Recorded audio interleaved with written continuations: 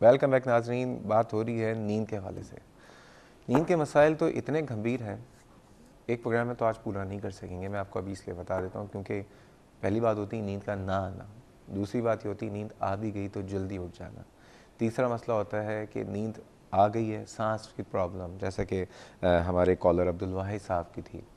پھر نیند میں باتیں کرنا, اکثر لوگ نیند میں پورے کے پورے جو ہے بیانات دے دیتے ہیں, اور اکثر یہ ہوتا ہے نیند میں لوگ جو ہے چلنا شروع کر دیتے ہیں, ان کو کچھ ہوش نہیں ہوتا, ڈراؤنے خواب. تو نیند سے حوالے سے جو ہے بہت ساری باتیں ہیں, اور پھر مختلف میٹابولک ڈس آرڈرز یا مختلف اور پرابلمز میں, جیسا کہ آئی بی ایس کا مسئلہ ہے اعجاز صاحب کا, اس سے اس کا کیا تعلق ہے, اور اس کے علاوہ جو ہے سائیکولوجیکل ڈس آرڈرز, ڈپریشن کا, انزائٹی کا, فوبیاز کا نیند سے کیا تعلق ہے.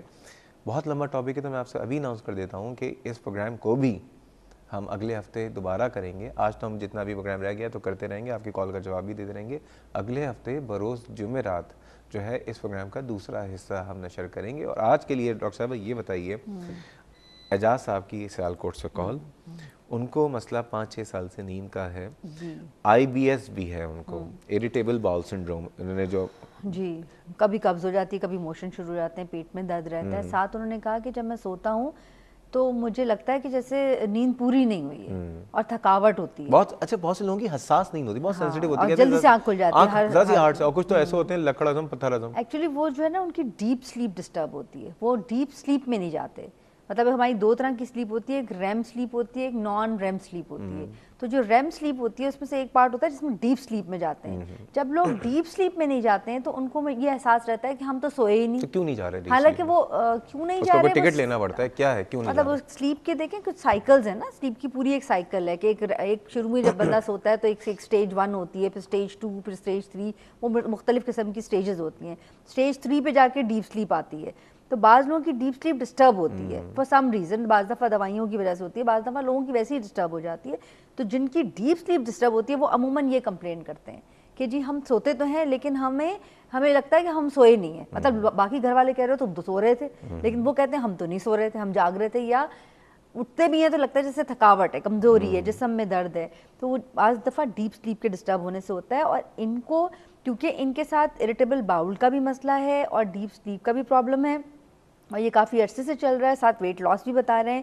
تو میری ریکمنڈیشن, لاس ہوا تھا لیکن اب دوبارہ ریکور کر گیا. اچھا, لیکن میری ریکمنڈیشن یہ ہے کہ ان کو اپنی ایک سائیکائٹرک ایویلویشن کرانی چاہیے. اچھا, ساتھ ایک اور بات میں بھی کہنا چاہوں گا ایز اے لائک فزیشین, کہ پہلی بات ڈائٹ میں فائبر کا استعمال رکھیں آپ, سبزیاں دھلی ہوئی صاف سبزیاں یا اسفغول کی بھوسی, اس کا آپ استعمال رکھیں.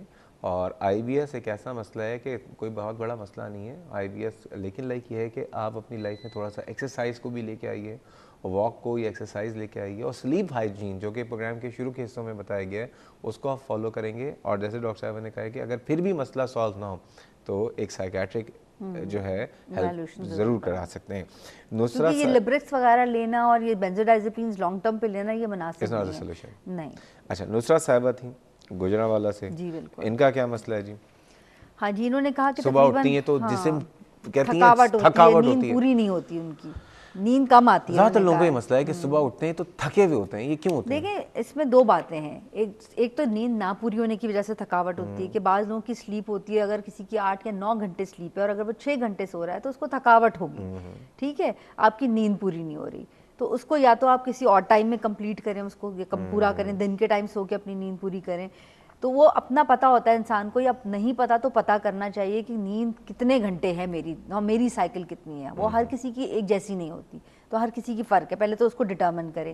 دوسری چیز یہ ہے کہ بعض دفعہ کچھ لوگوں کو دیکھو ایک بیٹا وہ تو دیکھو میں وہی کہہ رہی ہوں کہ ہر کسی 6 بجے اٹھ جاتا ہے, تم اتنے ہر ڈرام ہو 9 بجے تک پڑا ہوا سو رہا ہے, یہ تمہارے گھر کا گندا انڈا ہے, تانے پڑ رہے ہوتے ہیں. بالکل صحیح کہہ رہے ہیں. بعض دفعہ یہ چیز جب یہ ہو رہی ہوتی ہے تو انگزائٹی یا ڈپریشن کی وجہ سے ہو رہی ہوتی ہے, کہ آپ کو جب انگزائٹی اور ڈپریشن ہے تو اس میں نیند کا ڈسٹرب ہونا سب سے کامن فیکٹر ہے.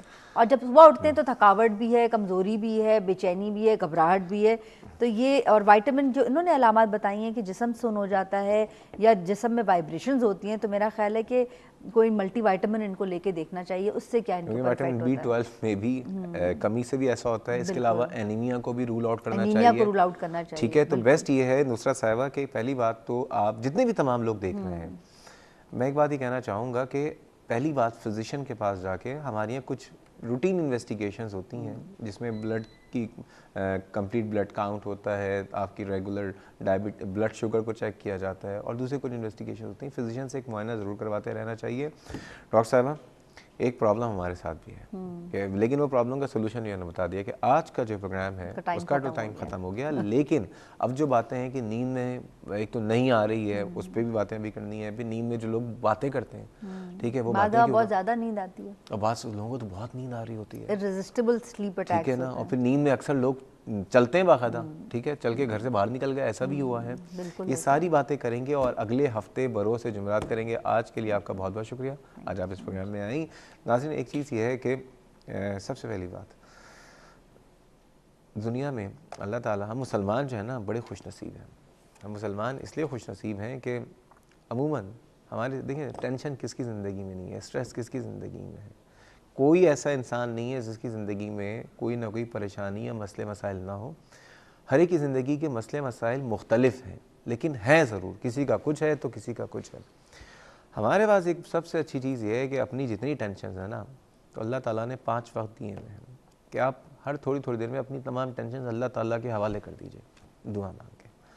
اور خصوصاً رات کو سونے سے پہلے آپ جب اگر عشاء کی نماز پڑھتے ہیں تو اچھی بات ہے, نہیں پڑھتے تو پڑھ لیجئے. تو اپنی تمام جتنی بھی ٹینشنز ہیں, چاہے آپ کی خواہشات ہوں, چاہے آپ کے مسئلے مسائل ہوں, اللہ کے حوالے کر دیجئے. اور سب سے بڑی بات اس گمان کے ساتھ کہ اللہ تعالیٰ آپ کی دعاؤں کو اور آپ کے مسئلوں کو سن رہا ہے, اور وہی مسبب الاسباب ہے. دنیا میں کوئی انسان کسی کی ہیلپ نہیں کر سکتا جب اللہ تعالیٰ کی مرضی نہ ہو. دوسرا یہ ہے کہ یہ تو ایک جنرل ٹوٹکا ہے, لیکن سب سے اور یہ کامیابی ہے, سب سے بڑا کامیاب ٹوٹکا ہی ہے. لیکن دوسری بات میڈیکل پوائنٹ آف ویو سے, جیسے ڈاکٹر صاحب نے بتایا کہ سلیپ ہائیجین, کہ سونے کے لیے بھی کچھ ضابطے ہیں, طریقہ کار ہیں. اگر آپ اس کو فالو کریں گے تو امید یہ ہے کہ آپ کی نیند میں بہتری آئے گی. اور مزید اگر آپ کو کچھ چیزیں پوچھنی ہیں تو پھر آپ کلینک آن لائن کی سائٹ پہ جا کے فیس بک پہ جائیے, کلینک آن لائن کی پیج پہ اپنے سوالات بھی کر سکتے ہیں, یا پھر آپ مجھے ای میل کر سکتے ہیں cliniconline@health-tv.tv. اگلے ہفتے اس پروگرام کا اگلا حصہ ہم کریں گے بروز سے جمعرات. اور کل دوبارہ ملیں گے. کل تک کے لیے اللہ حافظ.